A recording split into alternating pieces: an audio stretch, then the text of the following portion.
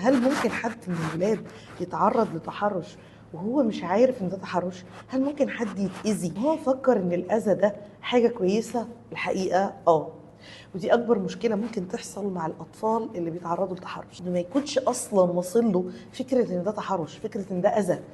ده زي ما شفنا في المسلسل كده، الولد كان شايف ان ده حب، طول الوقت هو بيدافع عن المتحرش. في اللقطه وهو بيكلم الدكتور بيقول له بس هو مش وحش يا دكتور، ده بيحبني. الحته دي فيها تداخل وناس كتير مش فاهماها، والحقيقه دي بيفسرها نظريه كده في علم النفس اسمها التعلق.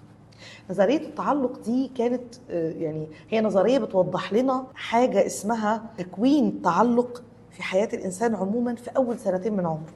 البيبي وهو لسه صغير، أول سنتين بيبني فيها نظرة للعالم من خلال علاقته بالقائمين على رعايته. أقرب ناس بيربوه هم مين؟ غالبا بيبقى الأب والأم. العلاقة بين الأب والأم لو كانت في الوقت ده في اهتمام باحتياجات الطفل ده، هنبقى نتكلم في وقت تاني ازاي نبني التعلق الآمن بولادنا.